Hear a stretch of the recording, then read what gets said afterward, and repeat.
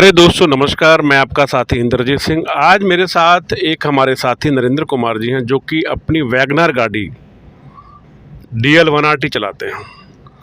कुछ खट्टे मीठे अनुभव इनके हैं, मैं इन्हीं की जुबानी सुनना चाहता हूं कि क्या क्या इनके अनुभव हैं।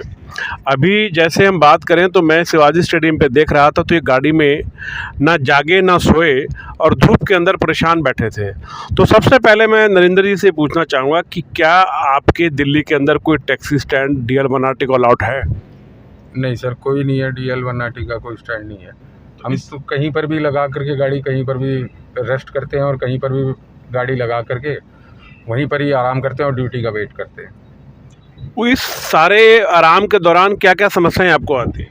आराम के दौरान देखिए, अब एक तो हम ये सोचते हैं कि कहीं टॉयलेट या बाथरूम कहीं पर हो तो उसके आसपास ही गाड़ी लगा ली जाए, ताकि अगर पब्लिक कन्वीनियंसेस हमारे पास नहीं होंगी और हम कहीं पर अगर जहाँ पर पब्लिक कन्वीनियंसेस बनी हुई हैं वहाँ पर हम जा कर के गाड़ी खड़ी करते हैं, रोड के ऊपर गाड़ी खड़ी करनी पड़ती है और फिर हमारे को वॉशरूम जाना पड़ता है। इन द मीन वाइल अगर पीछे से अगर कोई क्रेन वाला या पुलिस वाला आकर के हमारा चालान कर देते हैं रोड पर खड़ी गाड़ी का, तो वो भी हमारे को एक समस्या आती है। नरेंद्र जी, अभी आपने चालान की बात करी। मैं समझता हूं कि जब तक पब्लिक सुविधाएं आपके पास नहीं होंगी तो आप अपनी गाड़ी नहीं छोड़ सकते, लेकिन अभी मैंने देखा है कि लेन ड्राइविंग की बात चल रही है, बसें बाई लेन में चल रही है। तो आप जब सवारी छोड़ते हैं, आपके साथी छोड़ते हैं, चढ़ाते हैं, तब कोई दिक्कत नहीं होती? सर, बाई लेन की तो प्रॉब्लम होती है, लेफ़्ट लेन में तो हमारे को गाड़ी चलानी ही पड़ेगी। वो इस वजह से कि कभी भी कस्टमर पैसेंजर कभी भी हमारे को बोलता है कि हमारे को यहाँ पर उतरना है या यहाँ पर उतरना है। बाय द वे उसने लोकेशन कभी कभी ऐसा होता है कि लोकेशन उसने थोड़ी सी आगे की डाली होती है और उसको पहले उतरना होता है, तो हमारे को बीच लेन से लेफ़्ट लेन में लेना ही पड़ता है। और लेने पर वो लेफ़्ट लेन में सारी बसेस चल रही हैं, DTC चल रही हैं, तो फिर पुलिस वाले हमारे को परेशान करते हैं उस चीज़।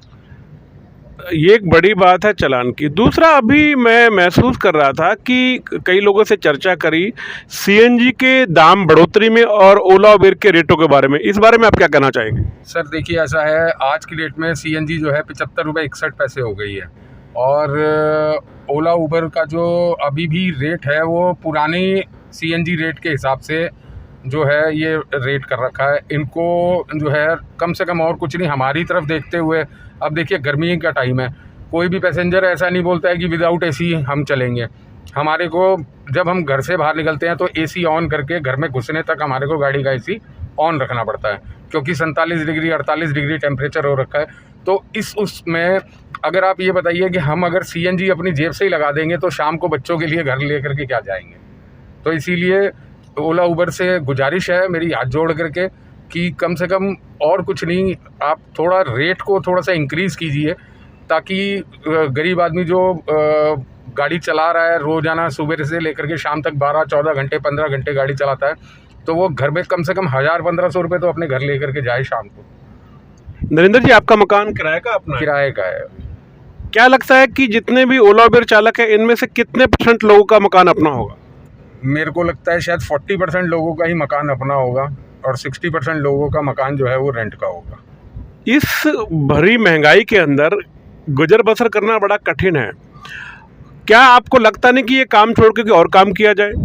सर देखिए, हम पढ़े लिखे हैं नहीं, तो और काम करने के लिए अब हमारे को तो गाड़ी चलाना आता है, शुरुआत से ही हमने गाड़ी चलाई है, इसी उससे हमने बैच बनवाया था। आज पहले मैं ऑटो चलाता था, ऑटो चलाने के बाद मैं गाड़ी चला रहा हूँ। बैच मेरा 1994 का मेरा बैच बना हुआ है, इतना पुराना 26-28 साल पुराना बैच हो गया मेरे को, 28 साल हो गए गाड़ी चलाते हुए। तो अब पढ़े लिखे हैं नहीं जहाँ पर कि कहीं पर जा कर के जॉब कर सकें या कुछ कर सकें, तो इसके अलावा तो मेरे को और कोई दूसरा ऑप्शन दिखता ही नहीं है।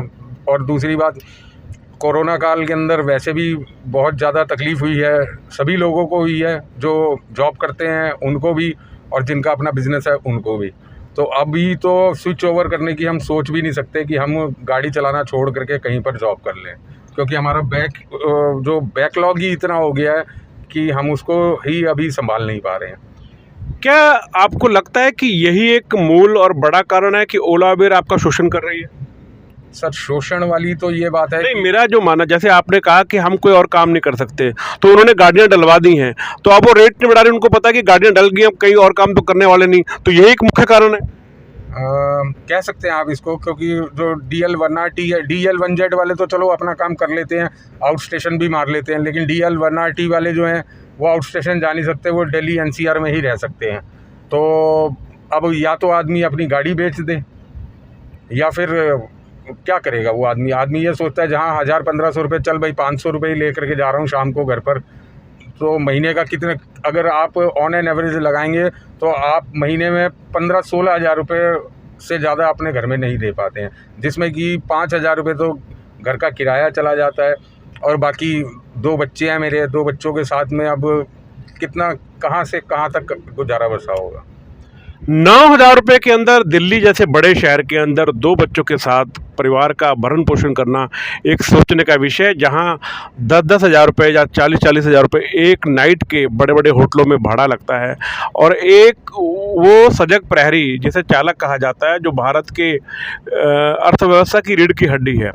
आज अगर रोड के ऊपर टैक्सी चालक ना हो तो आप समझ सकते हैं कि कितनी बड़ी समस्याएं इस देश के अंदर। बसों की व्यवस्था आपने देखी है, ऑटो की व्यवस्था आपने देखी है, अगर टैक्सी ना होती तो इस देश का, इस दिल्ली का क्या होता।